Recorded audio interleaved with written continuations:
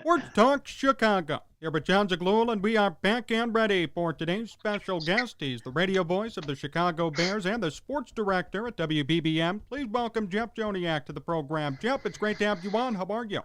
Yeah, appreciate it. Thank you. Glad summer's here, and looking forward to enjoying a little time off and then get back at it and start up the process of the 2021 season.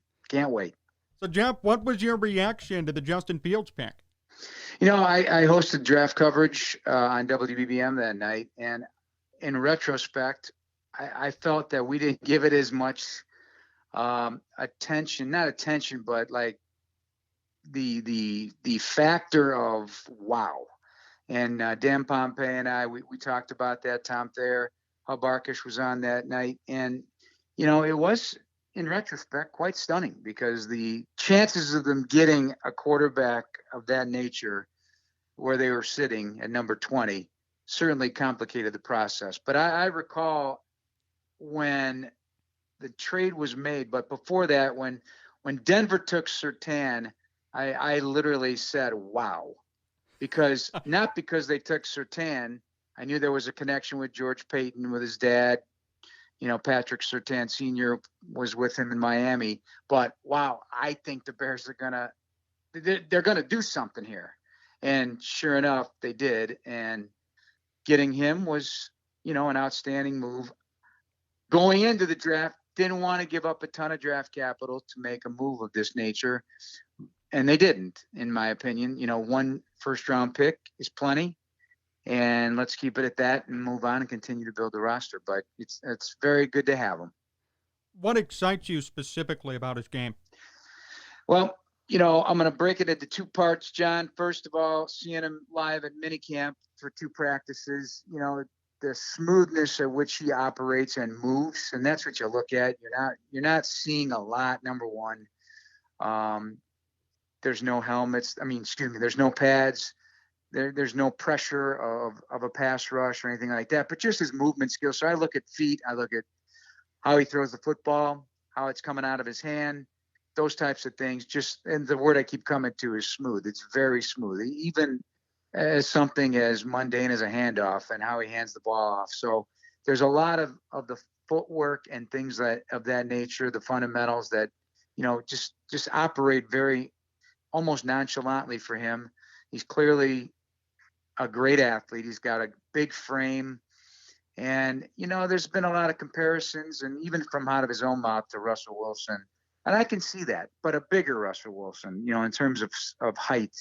And, he's still young, so he's going to add, and he's a big gym rat from what I understand. So he's going to be in the weight room. He's going to add muscle, and he's going to really fill out over the years. So I think this is, if you're putting a list together of all the different aspects of what you'd want in a modern day quarterback, he fills all those boxes.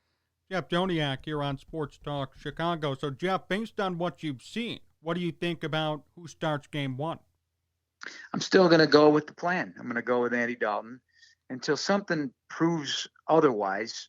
And I don't have a problem with that. I knew I was going to get this question because that's what everybody wants. There's nowhere I go where somebody doesn't say, okay, so he's starting, right?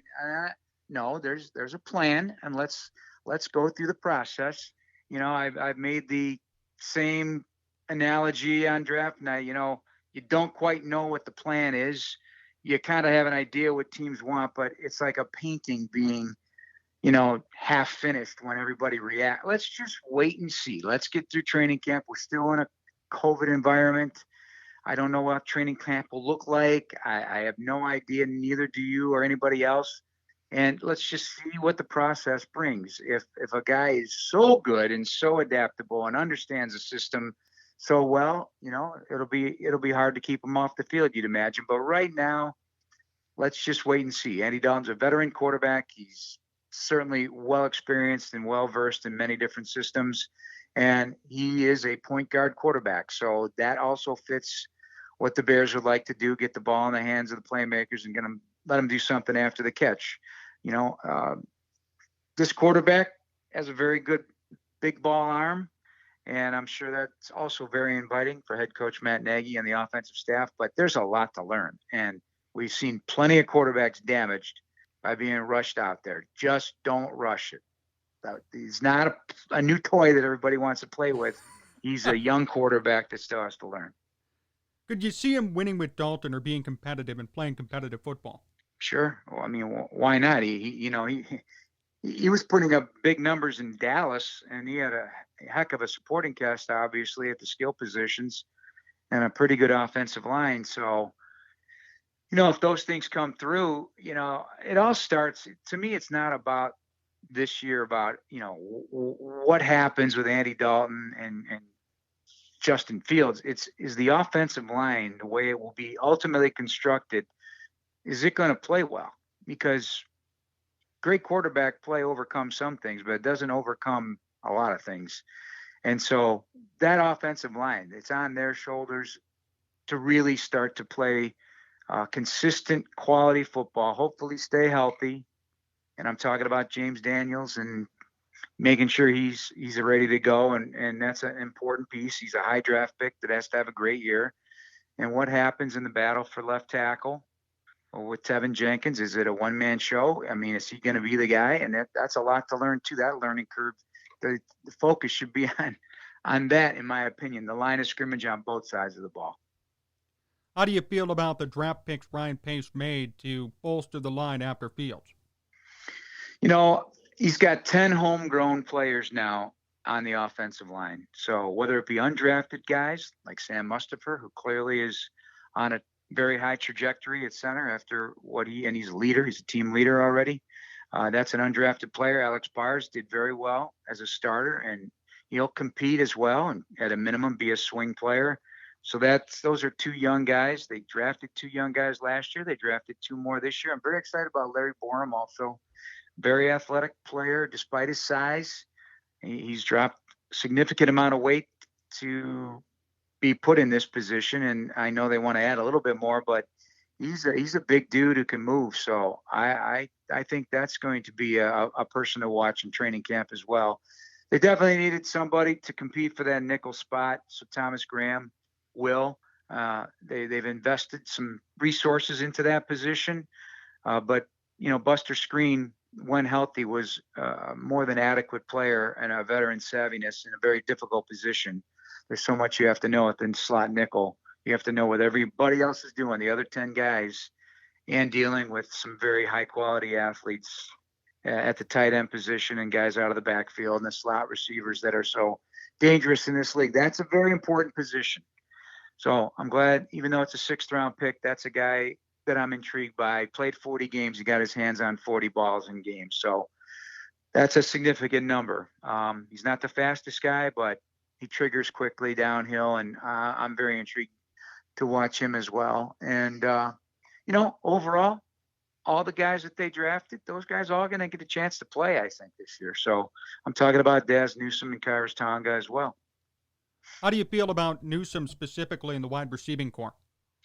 Well, again, he's a 6th round pick. He's got a lot to learn too. And those guys that we've seen over the years, we're still kind of waiting on Anthony Miller, the 2nd round pick, and Riley Ridley, the 4th round pick a couple of years ago, hasn't had a lot of playing time. Obviously, Mooney emerged last year, but receivers today, no matter where they're picked, even undrafted guys, they make an impact if given the opportunity, because the passing games in college are so now very similar to what they are in the NFL, but there's still a lot of route adjustments and concepts that have to be digested and learned, and it's not an ad lib. You're supposed to be where you're supposed to be when you're supposed to be there. So, sometimes when they're young, they don't get that. But this guy's a baller. He's a football player. Everything I've learned about him and whom I've talked to, he's pure football. He's kind of a uniter as well. He's got a big personality, brings people together. So he's an interesting character for sure. Who's the X factor of the draft class? Who are you most excited by right now? Well, I'm going to go Borum. I'm going to go Borum as an X factor, because he's a 5th round offensive tackle who has the ability to swing inside. They're paying Jermaine Ifedi to play that right tackle spot, but I'll go with Borum as a guy that I'm excited about. And I'll do a X factor A to Herbert, the running back out of Virginia Tech, because His body type, again, when I look at players, I'm looking at how they're moving, granted without pads, what they're doing and what they look like. And he's a thick-thighed running back who I think really earned the respect of teammates and coaches quickly at Virginia Tech, being there just for 1 year and put up some terrific numbers. And he brings special teams to the table as well. And so there are some special teams holes that are big ones that have to be filled. So I think that his addition really rounds out the running back room significantly. How excited are you about the running back situation with Montgomery back and Tariq Cohen healthy too? Yeah, and it's going to be challenging for Tariq to come back after the death of his brother. Let's be real on that, So hopefully he'll be okay, and prayers with him and his family. But coming off an ACL too, you don't exactly know how it's going to be. But the addition of Williams as well to David Montgomery, who I think, I've spoken with you about this before. I'm very high on David Montgomery. I think he's going to be an outstanding running back in this league for a while. And I think we saw a big glimpse of that in the last half of last season. So the best is yet to come from him.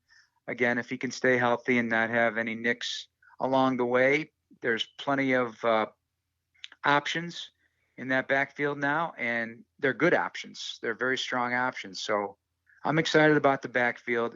And Montgomery is a much better pass receiver than people give him credit for too. And I said in there his rookie year that he's a 10 touchdown a year guy. And I think he's going to wind up being that way, whether it be running it in or catching it. So, Jeff, what's your expectation for this upcoming season? You have to talk to me after training camp. I always reserve the right to make that, because things change drastically. Injuries. Still, there's player movement going to happen after June 1st, potentially. So, what's the roster going to look like? How's everybody's mental? Did Eddie Goldman come back ready to play? Is he mentally into it? Are there going to be guys that are going to opt out? That still could be an option, because we are still dealing with this stuff. So, no, I'm not there's no information I have, but, around the league, just keep an eye on things because you just don't know. And, that makes a difference. And how things are blending with this new offensive coaching staff, basically, with all the new additions. And then the defensive coaching staff, where are they at? How's Sean Desai adapting? I know he's a very smart guy, but this is his first rodeo in terms of being a defensive play caller. So all those things I'll have to report to you after training camp. But, they have the makings still of a very good defense. They've added more assets to the offense. The quarterback play has to improve. So no matter who's in there, that needs to be a necessity. And these playmakers have to make plays. They have to make plays with the ball in their hands. Does the schedule concern you? The strength of the schedule? It's very hard. I think it's a very hard schedule. But the good news is the entire NFC North has a very hard schedule. They all do. The strength of schedule, they're all in the top 8, the entire division. So it's going to be gritty, to say the least. It's a challenging travel schedule, unique in that there's no back-to-back road trip games or home games. I don't recall a schedule like that before in my time calling the games. So that is interesting, and you certainly know where you're going to be. There's no wonder it's an alternating schedule. That's a benefit, in my opinion.